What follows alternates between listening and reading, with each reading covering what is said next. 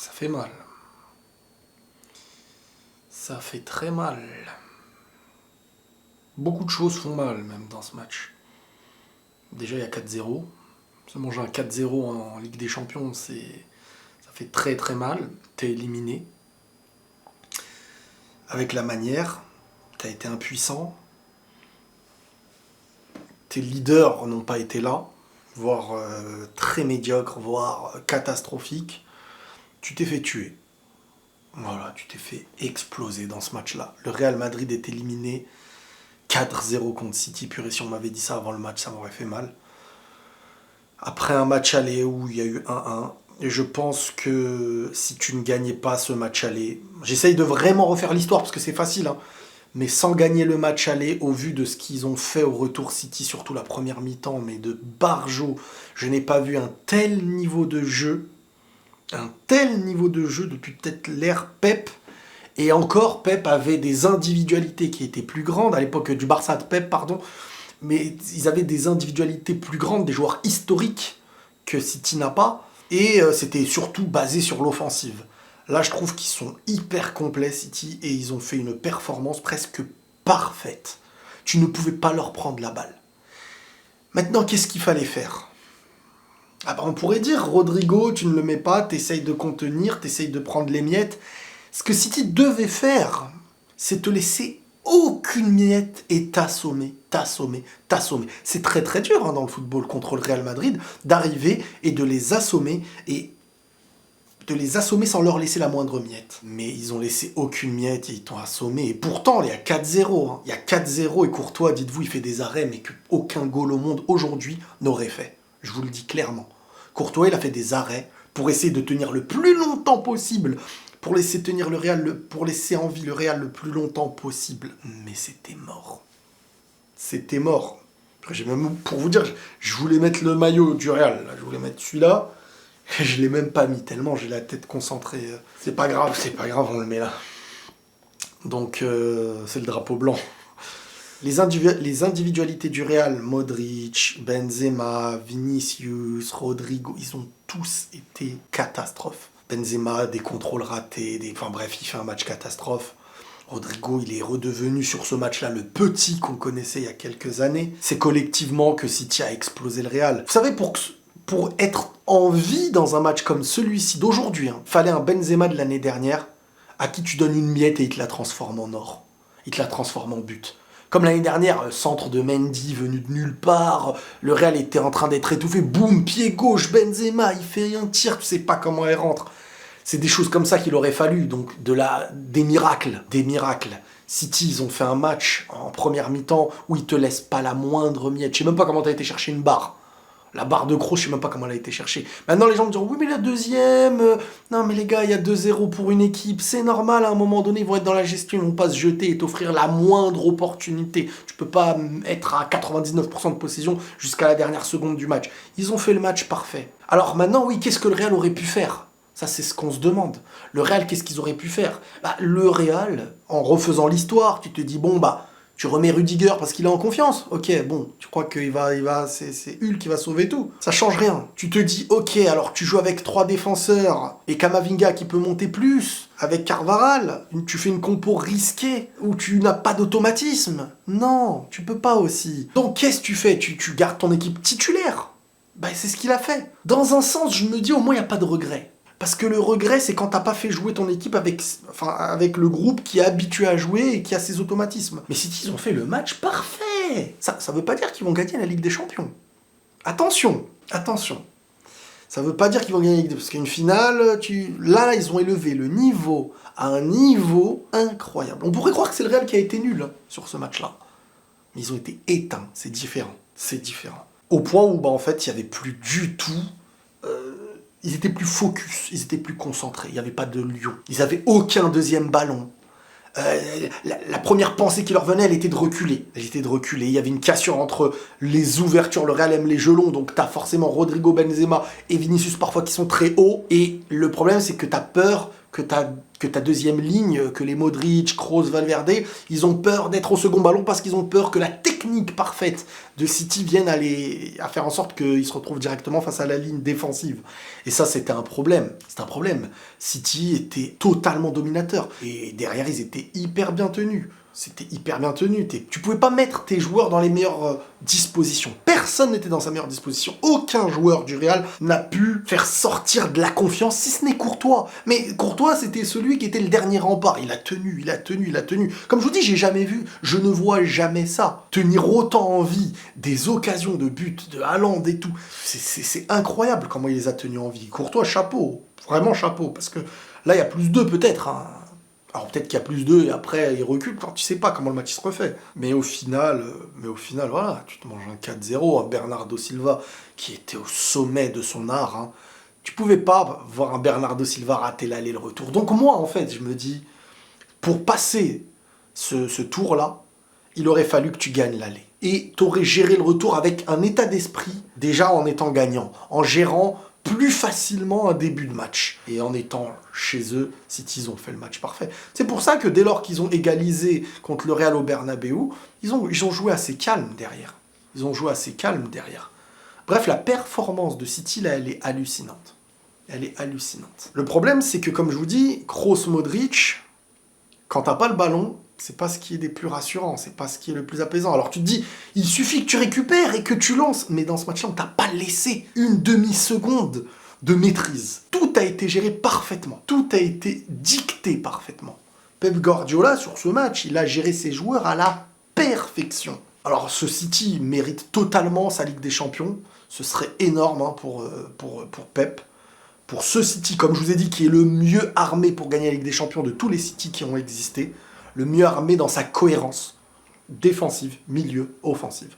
Tueur quand il faut, défensive quand il faut, maîtrise quand il faut. Et dire, parce que j'en ai entendu, ce City maîtrise moins qu'avant. Non, parce que vous pensez que la maîtrise, c'est avoir 90% de possession. La maîtrise, c'est d'être le mix entre ce que le Real sait faire de mieux et ce que City sait faire de mieux. La maîtrise et le côté tueur. Bon, Alvarez, quand il est rentré, je savais qu'il allait marquer. Hein. Il avait une tête à marquer contre le Real, je sais pas pourquoi. Un grand Courtois pour un Real qui a l'air petit, mais que City a montré qu'ils étaient beaucoup plus grands footballistiquement. Même si le football n'est pas toujours la récompense, hein, parce que City a déjà fait des matchs de fou sans être récompensé, mais ce Real, cette année, n'avait pas les individualités éveillées au moment où il fallait être éveillé, comme en Benzema de l'année dernière, par exemple, qui aurait peut-être eu les détails qui t'apportent, comme au match aller, par exemple. Au match aller, t'es pas loin, à un moment donné, d'être plus proche du 2-0 pour le Real. Ça se joue à ça. Alors, on parlera du ballon sorti et tout.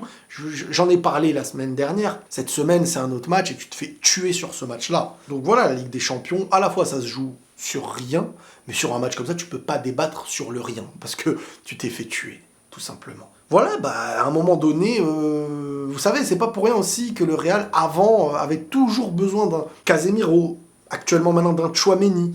Le Real a réussi à s'en sortir sans ce poste de devant la défense qui permet de solidifier, d'apporter moins le côté porteur d'un Kroos Modric, mais d'équilibrer. Et à un moment donné, ce Real au très très haut niveau, et on va dire face à City, parce que contre tous les autres à la rigueur, peut-être qu'il y a moyen, mais face à ce City-là, c'était presque impossible. Si c'était... Enfin, on peut refaire l'histoire, là j'en vois, ils vont... Ah, mais on aurait dû, ok, mais si ça s'était passé de l'autre côté, t'aurais dit, on aurait dû jouer comme sur ce match-là où le Real perd 4-0. Ça sert à rien de chercher des leçons. Là, le Real s'est fait vraiment tuer. C'est pas une histoire de cohérence de jeu. C'est une histoire, pour moi, de... Le match aller, tu t'en sors avec un 1-1. Alors, à la fois, c'est bien, parce que contre City, c'est pas un mauvais score, mais à la fois, c'était dans ton stade, à la fois, ça se joue à rien, à la fois, t'avais un temps fort, pas loin du 2-0, et tu peux pas... Voilà, dans ce match-là, Real aurait pu avoir l'adrénaline d'un petit truc s'il y avait ce but, mais City, ils ont vraiment fait en sorte que ça n'ait pas lieu. Tout simplement, que ça n'ait pas lieu, et c'est totalement mérité. Est-ce que Haaland ira chercher son ballon d'or? Pourtant, Haaland, il a bien été tenu, hein, malgré tout, mais vraiment, c'est ceux qui, pour moi, sont vraiment passés à côté de leur match, c'est un mec comme Benzema qu'on attend. Sur ce match-là, on l'attend beaucoup plus... C'est dur, hein, parce que tu te fais éteindre collectivement. Benzema, il y a eu des mauvaises passes, il y a eu des mauvaises prises de balles. Et c'est là où, moi, ça a pu J'estime que, de toute manière, lui le premier, je pense, et tout le monde le voit, que sur ce match-là, il est vraiment passé à côté. C'est très dur après, cela dit, quand t'es totalement dominé, vu la pression, vu le score, de réussir à être juste, hein, ça faut le prendre en compte, mais ça n'empêche que sur ce qu'on nous voit, ça a été un match très raté. Modric dépasse dès le début, où tu sers à stabiliser, quand c'est très difficile, Modric sert à ça. Valverde, je l'ai trouvé trop hésitant. Alors, la fatigue, je sais que les joueurs ont été hyper fatigués, hein. Depuis la Copa, tu les sens complètement morts, ils le disent eux-mêmes. Mais face à City, qui eux aussi sont fatigués, alors il y a peut-être une meilleure manière de faire un roulement dans l'équipe, de faire tourner, ils ont un meilleur banc et tout. Et City est meilleur. City est meilleur, voilà, il y a des matchs où tu n'as pas à avoir de gros regrets, si ce n'est peut-être pour le match aller un petit peu, mais le retour, tu ne peux pas avoir de regrets. Tu ne peux pas avoir de regrets par rapport à une compo, par rapport... Non.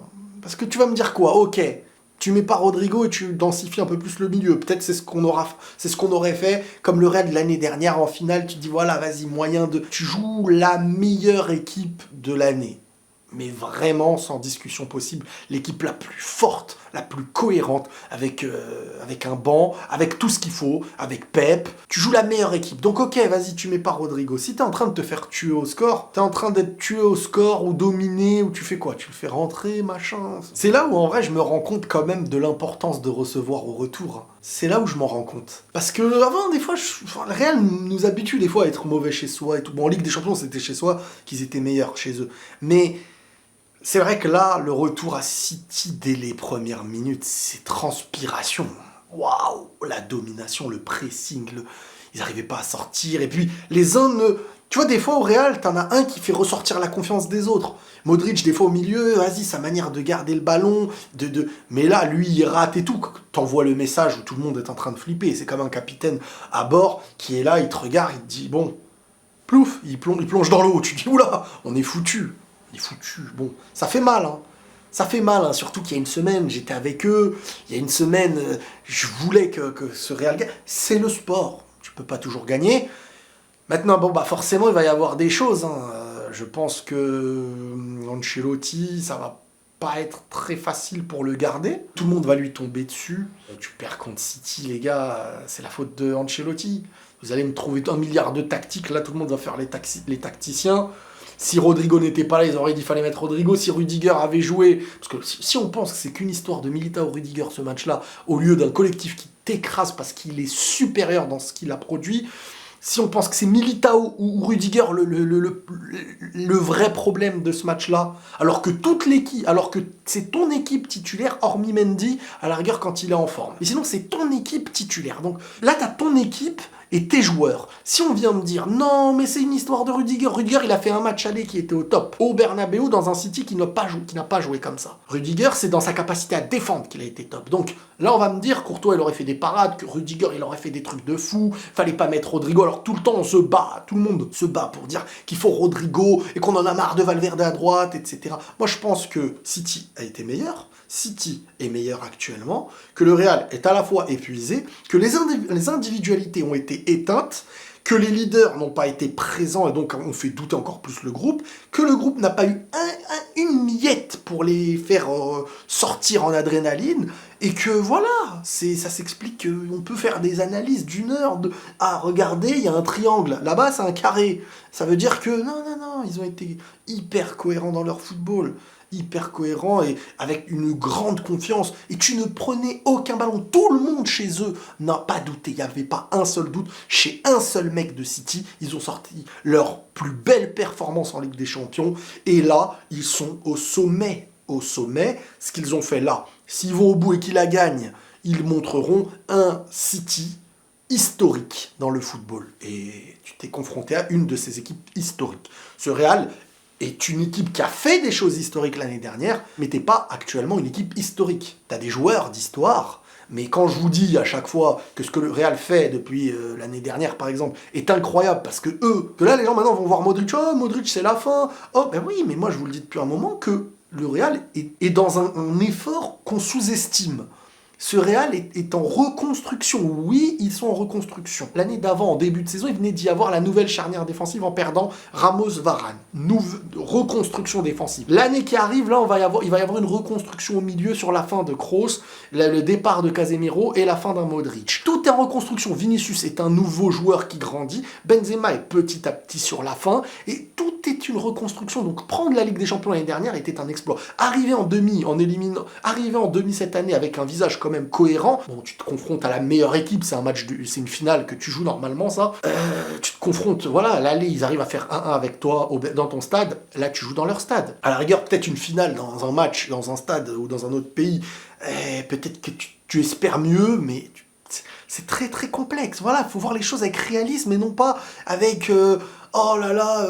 Non, ce Real se reconstruit malgré tout. Et ça, il faut pas l'oublier. C'est à l'honneur du Real, ce qu'ils font jusqu'à maintenant, à l'honneur de City d'avoir éliminé ce Real qui avait ébloui par le mental, par la maîtrise, par des individualités. Il faut reconstruire maintenant ce collectif, chose qui est en train d'avoir lieu petit à petit, avec un milieu des jeunes qui vont grandir, avec un Bellingham qui risque d'arriver. Bon, je sais pas qui sera le coach l'année prochaine, et petit à petit des recrues qui vont arriver. On sait tous que 2024, peut-être, il y aura forcément un immense joueur à la place qui viendrait pour la suite de Benzema. On va taire les noms, on verra ce que ça donnera. Mais tout simplement que ce club, voilà, ce match vient aussi nous montrer certaines réalités qu'on avait un peu du mal à voir parce qu'ils nous ont offert des paillettes et des choses incroyables sur le terrain. L'intensité face à City n'était pas au niveau. T'as une équipe au sommet de son histoire face à un Real qui se renouvelle et qui, dans son renouvellement,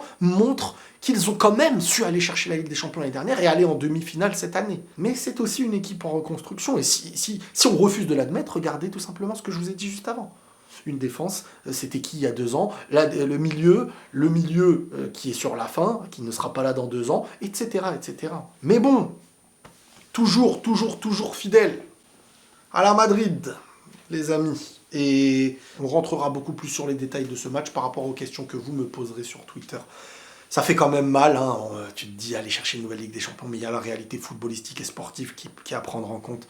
Prenez tous soin de vous, les amis, et la paix sur vous. À la Madrid.